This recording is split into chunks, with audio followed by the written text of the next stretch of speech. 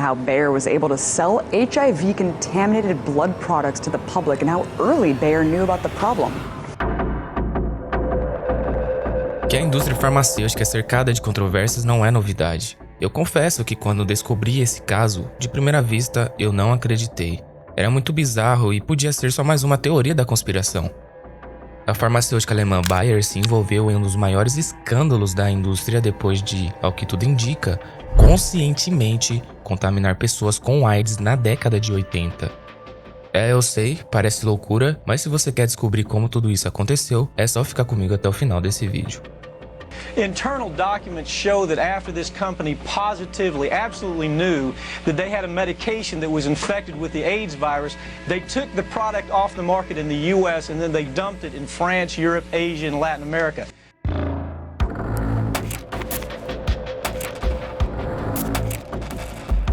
Já tá cansativo ver inúmeras pessoas na mídia sendo hackeadas semana após semana. As maneiras que seus dados do seu celular ou computador podem ser violados estão cada dia mais diferentes. E se fosse para eu te dar um conselho, porque eu já passei por isso, não deixe acontecer algo pior para correr atrás do prejuízo depois. Com a NordVPN e apenas um só clique, você aumenta a sua segurança contra as diversas ameaças da internet atualmente. Por meio de uma única conta, você protege até 6 dispositivos, além de ter um suporte 24 horas por dia, sempre que necessitar. Essas são algumas armadilhas que põem em risco sua segurança online. Vão desde a violação do Wi-Fi, violação de sites úteis como por exemplo o do seu banco para roubar seus dados e até programas ou aplicativos infectados com vírus capazes de roubar seus dados e até destruir seu aparelho. A NordVPN traz solução para todos os tipos de ameaça, por exemplo, ao fazer varreduras em sites com links mal intencionados ou programas que você estiver baixando em segundo plano. Além disso, com a Nord você tem um IP dedicado para, com total liberdade, trafegar na internet de qualquer país do planeta mesmo não estando lá, permitindo assim você consumir conteúdos exclusivos de outros países. Isso tudo com a estabilidade e velocidade de uma das melhores VPNs do mundo. Clique no primeiro link da descrição ou simplesmente acesse nordvpn.com/visionário para ganhar uma oferta especial com 4 meses a mais de graça. É livre de riscos, você tem uma garantia de 30 dias para testar e pedir reembolso. Então, não perde a oportunidade.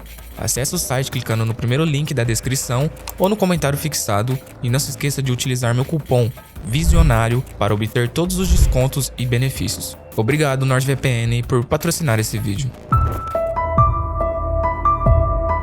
A hemofilia é uma doença rara, genética e hereditária. Em palavras simples, ela é uma deficiência no sangue humano. Por exemplo, hemofílicos depois de um simples corte não possuem a capacidade natural de coagulação do sangue, ou seja, a transformação do sangue líquido em uma espécie de gel sólido para interromper o sangramento. Há não muito tempo atrás, ser uma pessoa com hemofilia era um pesadelo. Hemorragias internas perigosas e visitas ao hospital para transfusão de sangue eram constantes. A medicina foi evoluindo e quem tinha ou tem essa doença passou a viver uma vida mais tranquila após o surgimento da injeção de fator anti-hemofílico, também muito conhecida como fator 8. É uma injeção com concentrado de diversas proteínas procoagulantes derivadas de doadores de sangue saudáveis. Mas apesar do tratamento da hemofilia finalmente ter evoluído, o mundo não estava preparado para uma pandemia mortal que estouraria na década de 80.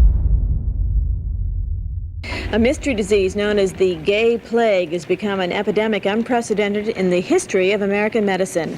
That today from the Center for Disease Control in Atlanta, topping the list of likely victims are male homosexuals who have many partners and drug users who inject themselves with needles. Peste, praga ou câncer gay era como a AIDS era tratada preconceituosamente no início da propagação da doença. Em 1977 e 78, foram registrados os primeiros casos nos Estados Unidos, Haiti e África Central. O Brasil teve o primeiro caso confirmado em 1980. A verdade era que o mundo estava tentando entender como funcionava a transmissão e a origem do HIV. There's a lot of anxiety. All of us that are taking care of the patients go through periods of personal anxiety about getting the disease. We don't know what we're dealing with and we don't know how it's spread. De repente, o medo da doença se alastrou mais depressa do que a própria doença. Eu perdi meu emprego, meu apartamento e meus amigos. Perdi minha própria individualidade, diz Steve Callahan. Em um programa de televisão local destinado a conter o pânico da AIDS, um técnico de som se recusou a colocar o microfone em um jovem com AIDS, que teve de ser entrevistado pelo telefone. Eu me sinto muito isolado, diz o jovem. Policiais em São Francisco exigiram e receberam máscaras e luvas especiais para usar quando estiverem lidando com vítimas da AIDS. Ninguém sabe ao certo o que é esta doença. Sei que estão nos condenando, diz o sargento, mas isto não interessa. Em Nova York, os bombeiros também pediram máscaras especiais. Os guardas de prisões exigem macacões térmicos para manter contato com presos com AIDS. E as agências funerárias se recusam a embalsamar corpos das vítimas da doença.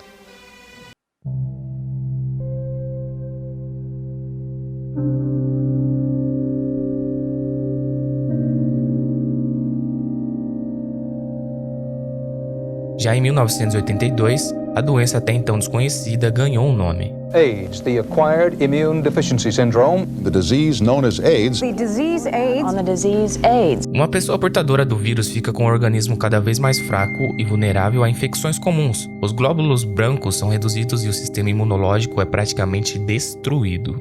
Sem o devido tratamento, a pessoa fica extremamente suscetível a doenças como hepatites virais, tuberculose, pneumonia e até o câncer. When the immune system breaks down, the person is susceptible to a wide range of different infections and cancers, and the symptoms are really those of those specific infections or cancers. Nesse cenário dos anos 80, onde sequer a comunidade científica sabia exatamente o tratamento correto, ser diagnosticado com AIDS era uma sentença de morte. It's mysterious, it's deadly, and it's baffling medical science. Acquired Immune Deficiency Syndrome. Once thought to affect only promiscuous homosexual males, AIDS is now spreading in epidemic proportions to other segments of the population. A síndrome da deficiência imunológica é fatal. Segundo os cientistas do Centro de Controle de Doenças em Atlanta, Georgia, 75% das pessoas que contraem esta doença morrem em menos de 3 anos. Era muito comum as pessoas se deteriorarem como moribundos em quartos de hospitais até a morte. Em 16 de julho de 1982, o Centro de Controle de Doenças reportou que 3 hemofílicos heterossexuais tratados com fator 8 contraíram uma forma rara de pneumonia frequentemente diagnosticada em pacientes com AIDS. Já no mês seguinte, a FDA, Anvisa estadunidense, se reuniu com os fabricantes de fator 8 e recomendou que parassem de usar plasma sanguíneo de homens gays devido ao potencial risco de contaminação em massa. Isso porque bastava apenas uma pessoa doadora contaminada com HIV para contaminar todo o estoque, já que o sangue de cada indivíduo era reunido em tanques de 10 mil ou mais doadores para a produção de fator 8 em larga escala. Well, we didn't realize that the drug that we thought was saving their life, all hemophiliacs really at the time, was the drug that ended up taking their life because it contained the HIV virus. Esse é Ryan White. Ele nasceu em 1981 e morreu com apenas 18 anos em 1990. Ryan descobriu que era hemofílico ainda bebê quando fez sua circuncisão e o sangramento durante o procedimento não parava. Ele morreu muito jovem não por causa da sua hemofilia, e sim pela utilização do fator 8 contaminado com HIV. White foi diagnosticado com AIDS em 1984 e os médicos deram a ele 6 meses de vida. Apesar dele viver mais tempo, sua vida se tornou um tormento. Ir para a escola em paz? Impossível. Nenhuma escola aceitava o garoto e as que aceitavam por vias judiciais acabavam vendo a falta de quase metade dos outros alunos e até professores que chegavam a fazer um abaixo-assinado para bani-lo do colégio. You guarantee that my daughter will not get AIDS by helping him. If you can't, then he shouldn't be in school. I don't want to take the chance of my child being right next to him and maybe accidentally being sneezed on. A pressão era tão grande que chegaram a atirar na casa de Ryan à noite, e após esse acontecimento, ele e sua família tiveram que mudar de cidade. A ignorância sobre a AIDS na época causava pânico em todo o mundo, mas Ryan deixou um legado e ficou conhecido como o garoto que educou o mundo sobre a AIDS. Ele participou de vários programas na TV e, apesar de todo o sofrimento, se mostrava muito maduro em suas palavras. My family and I held no hatred for those people because we realized they were victims of their own ignorance. Ryan se tornou uma espécie de porta-voz nacional na luta contra a AIDS. O cantor Elton John chegou a fazer uma música dedicada a ele. Um ano antes da sua morte, um filme sobre sua história foi lançado. Seu funeral, que contou com a presença de várias celebridades, incluindo Michael Jackson e Donald Trump, causou comoção praticamente no país inteiro. This nation lost one of its leading figures in the battle against AIDS. 18-year-old Ryan White has died of the disease. President Bush said all Americans were touched by his courage, strength, and ability to continue fighting. 4 meses após sua morte, o Congresso dos Estados Unidos aprovou a Lei Ryan White em sua memória. A lei é até hoje o maior programa fundado pelo governo americano para ajudar pessoas com AIDS. Podemos até dizer que a contaminação de HIV em Ryan e outras pessoas hemofílicas pode ter sido, infelizmente, acidental, mas não podemos dizer o mesmo que ocorreu em outros países.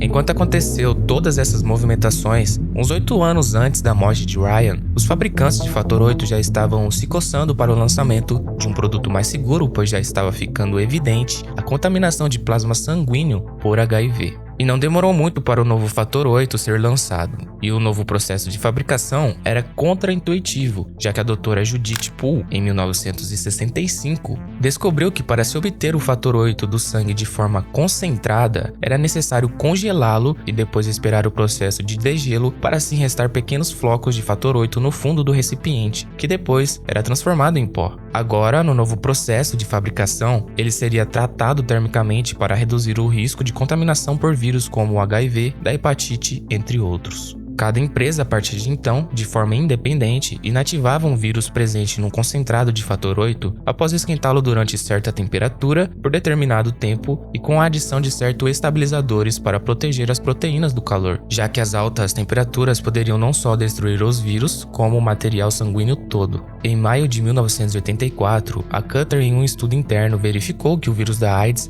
o HIV, sobreviveu no processo de fabricação do seu próprio fator 8 não tratado termicamente, e que no processo com tratamento térmico, o HIV não sobreviveu no processo de desativação viral. Ou seja, se antes ainda restavam dúvidas, agora eles sabiam definitivamente que o produto tratado termicamente era mais seguro. Porém, a Cutter decidiu continuar vendendo o fator 8 não tratado termicamente. Uma porque era mais barato a fabricação, e outra porque a empresa estava com estoques enormes de fator 8 não tratado termicamente. Então, o que fazer com um produto em estoque com alto risco de contaminação de AIDS? Jogá-lo fora? Perder todo o dinheiro investido na fabricação e assumir os prejuízos? Não. Lembre-se, empresas nesse nível geralmente não têm escrúpulos ou algum nível ético em suas atitudes. Senso de humanidade, pior ainda. Nessas horas, o lucro fala mais alto e tudo que a Cutter precisava era vender seu estoque parado de fator 8 não tratado termicamente.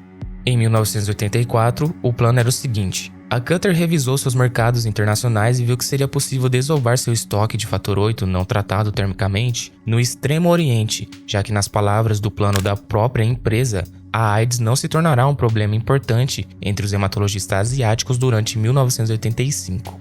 Ainda segundo o plano de marketing de 85 da Cutter, o fator 8 tratado termicamente seria introduzido na Ásia apenas se necessário para a defesa contra o medo da AIDS. Então, foi assim que a Cutter agiu. Eles não escolheram destruir o estoque de alto risco não tratado termicamente. A Cutter alegou no seu próprio plano de marketing que precisariam vender o máximo possível, mesmo a preços marginais, e que só venderiam o fator 8 tratado termicamente só depois que a pressão aumentasse, caso contrário, continuariam a dominar os mercados com padrões de baixo custo. Até porque eles tinham contratos de preço fixo. Por que você venderia um novo produto se, com o antigo, você consegue uma margem maior? Inclusive, eles estenderam esse plano para a América Latina, exportando bastante para a Argentina, Venezuela, Colômbia e até na Costa Rica. Mas não demorou muito para a controvérsia e a pressão sobre esse plano vir à tona. Alguns médicos que trabalhavam nos Estados Unidos se mudaram para Hong Kong, e eles sabiam que o produto tratado termicamente tinha se tornado o padrão de atendimento nos Estados Unidos, e imaginavam que o mesmo estava acontecendo do outro lado do mundo. Mas em Hong Kong, 40% dos hemofílicos pediátricos tinham testado positivos para o HIV. Não dá para saber exatamente quantas pessoas foram contaminadas devido a essa desova de estoque da Cutter, já que é um dado difícil de ser registrado e estimado. Nesse meio tempo, alguns pacientes mais vocais, digamos assim, e questionadores, chegaram a conseguir 350 frascos termicamente tratados em Hong Kong. A pressão sobre a Cutter começou a aumentar de todos os lados. O remédio que trouxe a vida dos hemofílicos ao normal agora estava matando-os novamente. It couldn't be possible. Our lives had gotten so much better. We were in control of them, infusing at home, and then all of a sudden one day we were told that the very drug that was saving our lives, that had given us this freedom, was now going to take our lives.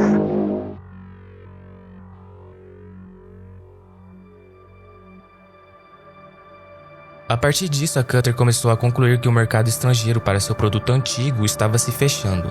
Nos Estados Unidos, a FDA começou a aumentar o cerco sobre as fabricantes e ameaçou revogar as licenças de alguns produtos se continuassem vendendo o fator 8 não tratado termicamente. E conforme mostra esse documento interno, o chefe da FDA, o Dr. Harry, disse em uma reunião com as fabricantes que ele não queria que nenhuma atenção fosse dada ao fato de que a FDA havia permitido essa situação continuar por tanto tempo, e ele ainda gostaria que a questão fosse resolvida silenciosamente, sem alertar o Congresso, a comunidade médica e o público. Isso demonstra nitidamente a importância de ter um pé atrás até com um órgão regulador, mesmo que em tese ele exista para te proteger, e mesmo que ele seja de um país de primeiro mundo. Nos meados de 1985, a Cutter se deu conta que não seria mais possível continuar e parou definitivamente de fabricar fator 8 não tratado termicamente em junho de 85, mas já era tarde demais. O estrago já tinha sido feito. Tengo ganas de vivir. Ich möchte leben.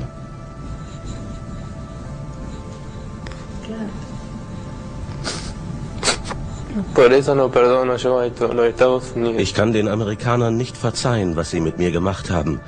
Sie haben mein Leben zerstört. Unsere Uhr tickt. Sekunde um Sekunde verstreicht die Zeit bis zu unserem Ende. Wir sind nicht gierig, aber wir wollen schnell eine Entschädigung, damit wir noch etwas davon haben.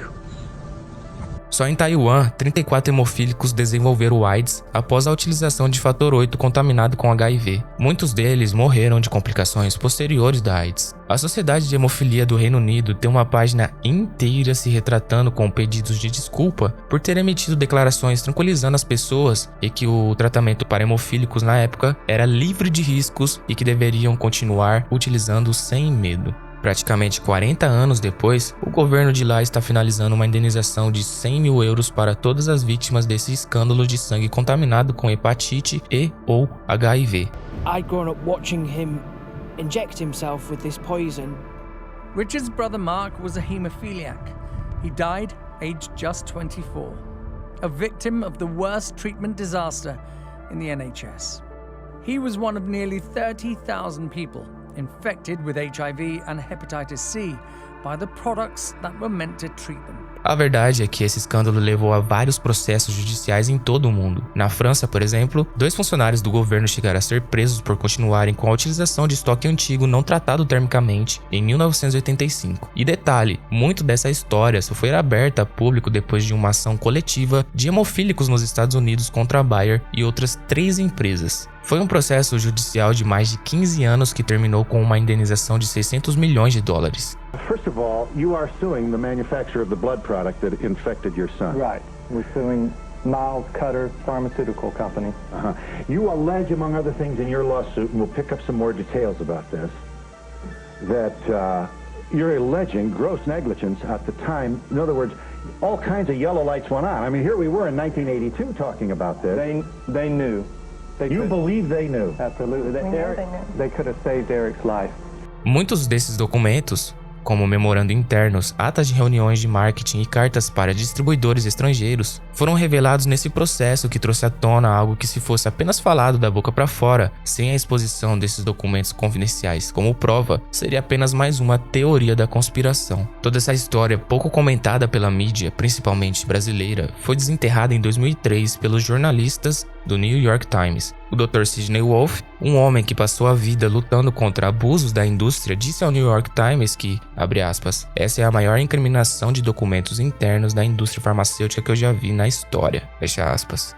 Diante de todo esse escândalo, a Bayer na época fez apenas uma declaração alegando que, abre aspas, sempre se comportou responsável, ética e humanamente para fornecer produtos que salvam vidas para a comunidade hemofílica global. Decisões tomadas há quase 2 décadas atrás foram baseadas nas melhores informações científicas da época e estavam de acordo com a regulação em vigor. Elas não podem ser julgadas com base nas informações disponíveis hoje. Fecha aspas. Na mídia brasileira, eu encontrei um artigo no Poder 360 documentando tudo o que foi falado até agora nesse vídeo, e a Bayer entrou em contato com eles alegando que o texto apresentado não traz nenhum dado novo, é baseado em uma matéria de 2003, originalmente publicada pelo New York Times. No parágrafo seguinte, disseram mais do mesmo, que agiram de forma ética, responsável, humana e blá blá blá. O interessante é que no terceiro parágrafo da contestação da Bayer é dito que foi nesta época que se descobriu o vírus HIV, e naquele período a tecnologia disponível no mercado para tratamento de doenças hematológicas, incluindo hemofilia, eram realizados com hemoderivados, o que aumenta os riscos de contaminação. Assim que tomou ciência desses riscos, a empresa buscou alternativas e aprovou um novo processo junto à FDA e em outros países ao redor do mundo, e agiu rapidamente para suspender a fabricação e exportação dos lotes produzidos da maneira anterior, e obter o registro regulatório de um produto tratado termicamente. Opa, como é, Bayer? Como é? Espera um pouquinho.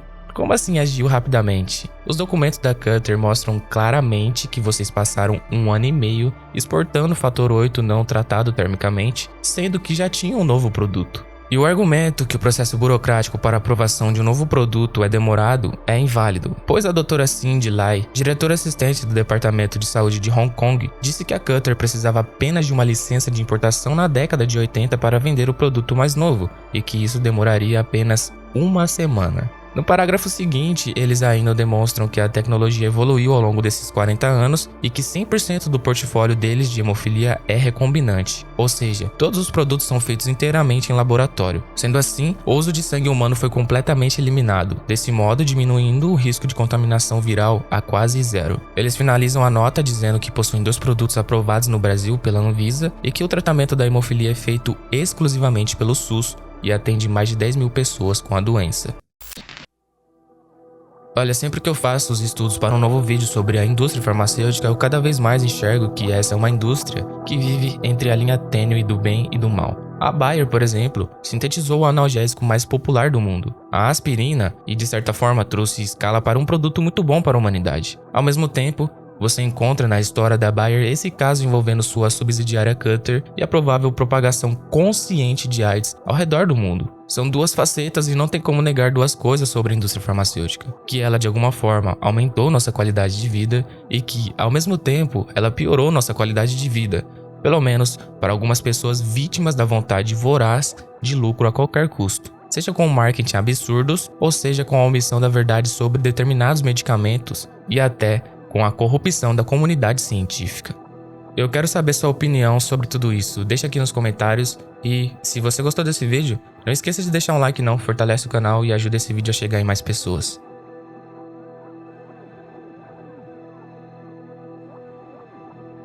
Porque se é Bayer, é bom.